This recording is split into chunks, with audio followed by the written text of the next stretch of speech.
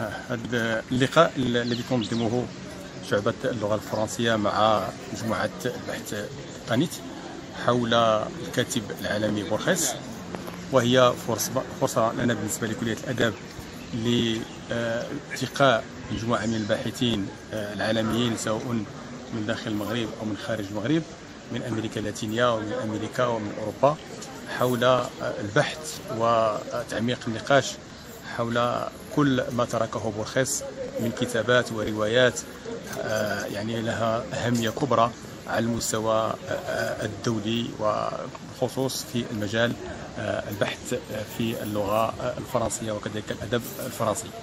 وأيضا هي مناسبة هنا بكلية الأدب من أجل الاحتفال والمشاركة بالاحتفال لجامعة مولاي إسماعيل ب30 سنة على تأسيسها، وهذه الندوة تدخل في هذا الإطار بالاحتفال والمشاركة بالاحتفال بالذكرى 30 لتأسيس جامعة مولاي إسماعيل. على سبيل المثال أبرز الباحثين الذين يشاركون في هذه الندوة المميزة.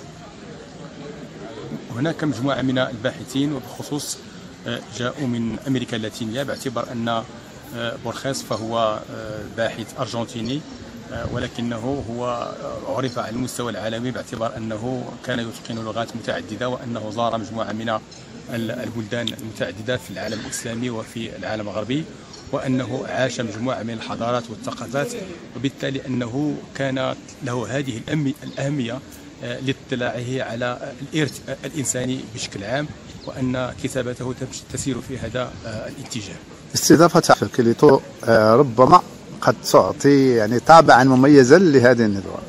صحيح أن كليتو فهو من الباحثين المتميزين في المغرب وفي العالم بشكل عام، وأيضا أنه من الباحثين الذين يهتمون ببورخيس بشكل خاص، وأن وجوده هنا في هذه المؤسسة أولا أمام طلبته، لأن راهم من الآن أساتذة، وكذلك أمام الباحثين، فهو يمثل المغرب في هذا المؤتمر، ووجوده فهو يعطي أهمية كبرى في هذه الندوة. نعم، وبالتالي كيف تساهم هذه الندوات في مجال البحث العلمي وخاصة إشراك طلبة ذات المؤسسة؟ هذا هو المجال الذي يجد فيه الباحث، وبخصوص الطالب نفسه، أمام باحثين متميزين جاءوا من أوروبا وبخصوص من المغرب، وهو يعني مجال للتلاقح والتقاء الطلبة مع هؤلاء الباحثين، وهي بالنسبة للطالب فرصة من أجل التعرف عن قرب على هؤلاء الباحثين والتحدث معهم والاستماع إليهم. كان معنا السيد عميد كلية الآداب والعلوم الإنسانية بنفسه. إلى اللقاء. شكرا. Oussada Zohra Lioui, donc professeur Zohra Lioui, département de langue et littérature française. Je suis la coordinatrice de ce grand événement qui est en fait une sorte de rendez-vous international de tous les spécialistes de Borges dans le monde, des grands spécialistes connus dans le monde, et qui vont débattre des dernières publications sur cet auteur. Alors nous savons pertinemment que cet auteur a énormément écrit sur et avec beaucoup d'auteurs et beaucoup d'ouvrages, notamment Les Mille et Une Nuits, avec les grands philosophes comme par exemple Averroès. Et donc il est connu pour avoir fait connaître lui-même le monde arabe, la culture arabe, mais aussi la religion, puisqu'il cite beaucoup le Coran. Nous avons avec nous l'ambassadeur d'Argentine, de la République d'Argentine, mais nous avons également avec nous le directeur du Centre Borges à Pittsburgh, aux États-Unis. Nous avons d'autres spécialistes, comme par exemple Santiago de Luca, comme Evangélie Astide, qui sont quand même de grands spécialistes de ces grands auteurs, et avec nous, bien évidemment, le grand écrivain marocain Abd Fattah Kilito. Alors, nous allons débattre des dernières publications et des tendances et orientations critiques de cet auteur durant ces journées. Alors, Borges est un écrivain universel dont l'œuvre est monumentale parce qu'il a écrit un peu dans presque tous les domaines, surtout en politique un peu, mais surtout sur la philosophie, la métaphysique, la littérature mondiale, la critique. Il a écrit des essais. C'est un auteur pluridisciplinaire, un auteur que nous honorons aujourd'hui et dont nous honorons également la mémoire. Donc cet événement international, qui est un colloque international sur Borges, dont l'intitulé est Le legs de Borges à travers le monde, lecteur et lecture, va durer donc du 21 novembre jusqu'au 23. Cela veut dire que les travaux vont durer 3 journées sur plusieurs axes, dont par exemple l'axe universel, mondial, dans la littérature mondiale, mais aussi dans la littérature arabe et la culture arabe. C'est un rêve, comme j'ai dit, que j'ai voulu concrétiser avec mes étudiants doctorants, que je salue bien fortement. Je passe la parole à Monsieur le doyen de la faculté des lettres et des sciences humaines, Monsieur Ahmed Mahmoudi. À vous la parole.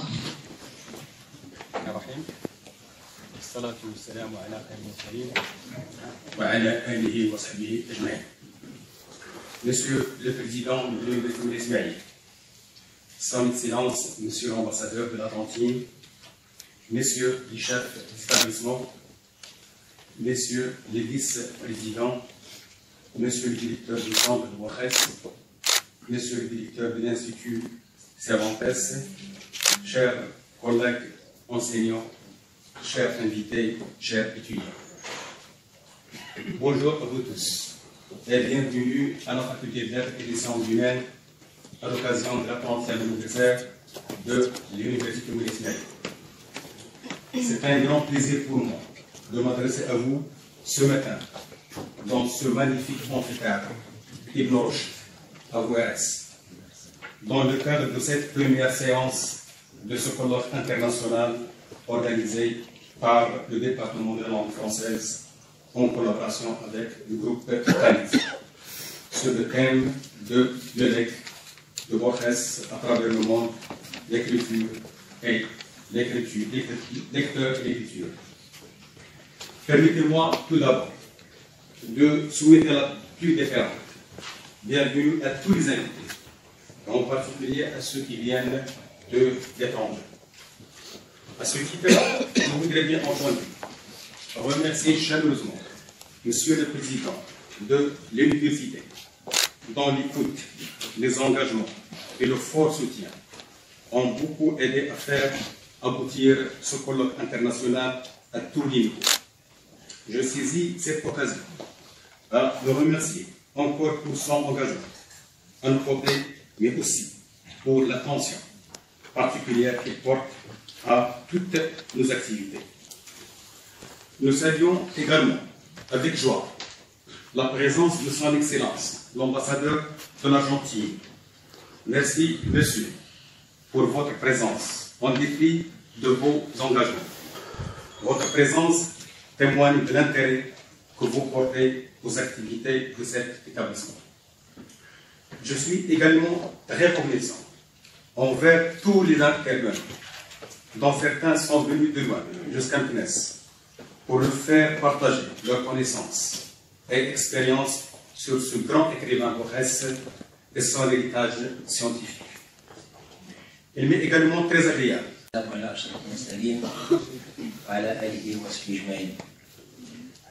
Son Excellence, Monsieur l'Ambassadeur de la République d'Argentine, Monsieur le doyen de la Faculté des Lettres et des Sciences Humaines de Meknès, Monsieur le chef d'établissement, Monsieur le vice-président, Madame la représentante du bureau Maroc des États-Unis, Monsieur le directeur de l'Institut Cervantes dans la région de Fès-Meknès, mes chers collègues académiques, enseignants-chercheurs et administratifs et techniques, mes chers étudiantes et étudiants, nos invités qui sont venus, qui sont déplacés de loin pour être avec nous aujourd'hui, et fortement. Alors aujourd'hui, je suis doublement heureux parce que d'une part, nous accueillons au sein de notre université une imminente personnalité des affaires étrangères et représentant un pays frère, en l'occurrence son Excellence, Monsieur l'Ambassadeur d'Argentine au Maroc, Monsieur Raúl Ignacio Gustavino, qui vient de rejoindre le Maroc depuis juillet 2019. D'autre part, je suis heureux parce parce que nous rendons hommage en ce jour à un grand auteur universel, Jorge Luis Borges, de son nom complet, Jorge Francisco Isidoro Luis Borges Avesedonoto, qui est un écrivain argentin de prose et de poésie, qui est né le 24 août 1899 à Buenos Aires et mort à Genève le 14 juin 1986. De ce fait, cet important événement est une occasion rêvée pour notre université, ses chercheurs, ses composantes, de nouer des collaborations futures avec les universités argentines.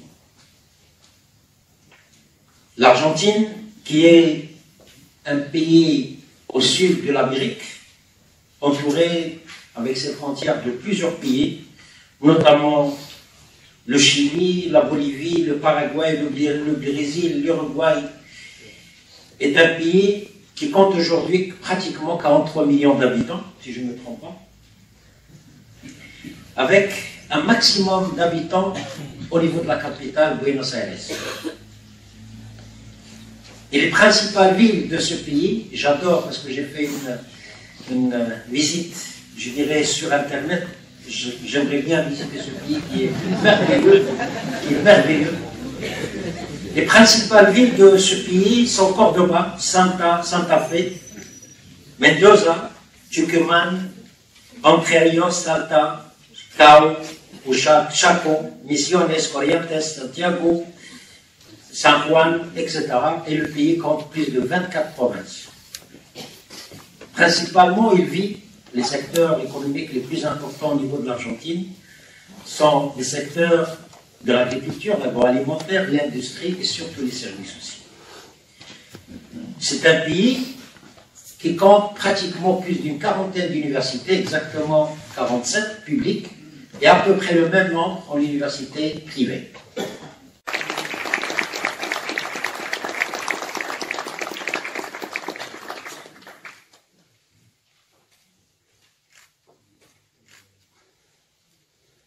Ambassadeur, nous commençons nos adresses en disant que c'est un honneur, un privilège. En plus de ça, c'est un énorme plaisir que j'ai ici en tant qu'ambassadeur de la République argentine au Royaume du Maroc d'être parmi vous pendant cette journée.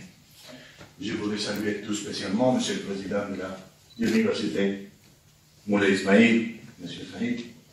Saïd, nous sommes universitaires nombreux que j'ai rencontrés déjà et qui sont ici, les professeurs, les chercheurs, les étudiants, la directrice des affaires américaines au ministère des Affaires étrangères, et puis le public en général. Je voudrais également remercier très spécialement Mme Zohali pour m'avoir invité, m'avoir ici. Je suis un énorme admirateur, un fervent admirateur de Jorge Luis Borges, et tout qui a rapport à lui me touche de très près et j'adore être au milieu parmi vous aujourd'hui. Merci beaucoup. Pour la République argentine, l'agriculture est un outil fondamental de la politique extérieure. C'est un espace de dialogue qui vise à mieux nous connaître à travers le regard des protagonistes, des écrivains, des plasticiens, des musiciens et de tous ceux qui représentent les différentes expressions de la créativité. Travailler sur ce sujet nous passionne et nous intéresse beaucoup. C'est dans ce contexte qu'au mois d'octobre dernier, nous avons inauguré à la résidence officielle de l'ambassade d'Argentine l'espace argentino-maghrébin Jorge Luis Borges, destiné à renforcer les liens culturels entre notre pays et la région du Maghreb. L'espace a été coordonné et continue d'être coordonné par l'écrivain argentin Santiago de Luca, qui, je pense, s'exprimera ici, on dit à Santiago, s'exprimera ici dans ce colloque, bien sûr en collaboration étroite avec la section culturelle de l'ambassade argentine. Santiago il travaille une partie de l'année depuis le belvédère culturel du royaume, qui est la ville de Tanger, où il a créé un réseau qui se traduit par la réalisation du magazine international Sures. Le nom de l'espace argentino-maghrébin Corporis Borges n'est ni occasionnel ni arbitraire. Cet écrivain, enseignant, nous a laissé un héritage, non seulement aux Argentins, mais à tous ses lecteurs, au-delà des nationalités, des langues et des cultures, qui nous invite à découvrir et à revaloriser la culture de cette région. À travers ces pages, les références au monde arabe sont-ils constantes, une manière de nous référer aux origines de notre propre culture. Maria Kodama, présidente de la Fondation internationale Jorge Luis Borges, épouse et compagne infatigable de l'écrivain, nous a confié, à l'occasion du lancement de l'espace, que l'intérêt de Borges pour le monde arabe se manifestait depuis son enfance, à travers le récit de sa grand-mère anglaise sur les 1001 nuits, que lui, il dirait plus tard, tout au long de sa vie, et que se répéterait dans beaucoup de ses écrits. Les voyages de Borges à travers le monde ont été consignés dans un magnifique livre intitulé Atlas, avec des textes de Borges et des photographies de Maria Kodama. Le Maroc et l'Égypte ont été des lieux visités par Borges, d'abord en tant que jeune homme curieux à travers les lectures, puis en tant qu'adulte de la main de Maria Kodama. C'était pour lui peut-être la réalisation d'un rêve qui lui a permis de visiter ces lieux qu'il connaissait et qu'il avait fixés dans sa mémoire à travers la parole des auteurs les plus divers. Il y a une phrase de Borges au cours de sa visite en Égypte qui, au-delà de sa valeur littéraire, nous opposait avec les mots les plus simples à une théorie physique, au vide, que l'univers peut représenter pour l'homme. Ces mots se trouvent dans le livre Atlas, dans lequel il a écrit, ou mieux dit, dicté. Vous savez que Borges n'écrivait pas, il était aveugle, il dictait. À environ 300 ou 400 mètres de la pyramide, je me suis penché. J'ai pris une poignée de sable, je l'ai laissé tomber silencieusement. Et j'ai dit doucement, je suis en train de modifier le Sahara. C'est une humeur incroyable. Borges a toujours admiré la tradition orale des peuples de cette région, les conteurs qui transmettent des histoires à travers les générations, soit autour d'un feu dans le désert, ou bien dans des palaces 1001 textes. J'ai la profonde conviction que des événements comme celui-ci, ce colloque, contribuent au renforcement des relations bilatérales et à la fraternité entre les peuples, et ils font partie de la conjure des hommes et des femmes raisonnables que Borges nous a proposés. Encore une fois, un grand merci aux autorités et aux experts. Capitale impériale dans cet amphithéâtre qui porte le nom d'Ibn Rushd. Comment ne pas penser à la nouvelle de l'Aleph, la quête d'Averroès? Et donc, à la place de choix qu'occupent la littérature et la culture arabe dans l'œuvre et la vie de ce grand auteur argentin. Monsieur Santiago de Buca, ici présent avec nous, nous parle de Borges, écrivain arabe dans la langue des Argentins. Je trouve ça formidable. Et mon professeur Abd Tahilito, ici présent avec nous, qui nous honore de sa présence, a lui aussi parlé d'arabe bourgesien sans le savoir. À propos de la culture arabe ancienne, dans son recueil de contes, celui qu'on cherche habite à côté, ce qui n'est pas pour me déplaire. Borges, infatigable voyageur qu'il était, visita Marrakech 2 fois lors de son 2e voyage en 1984, à l'occasion du Congrès des poètes. Kamel Zbdi, un poète marocain, lui a posé la question suivante. Que retiendrez-vous de cette rencontre après avoir écouté ces dizaines de poèmes?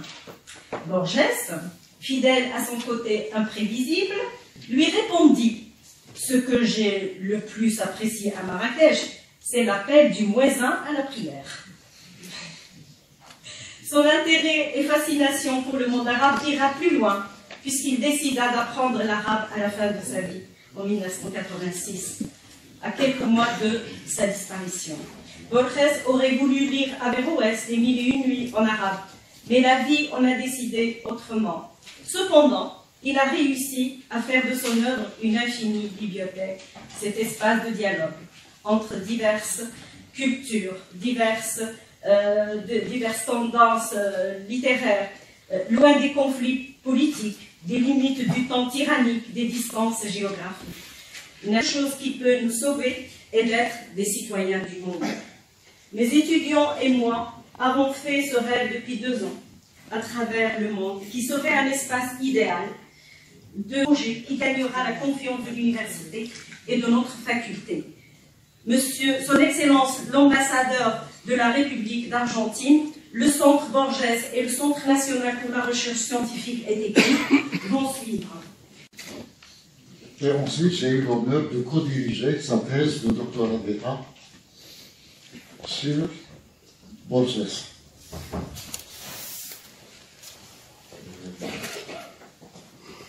Eh bien, en quelque sorte, ma voisine. Et justement, le voisinage va être le sujet.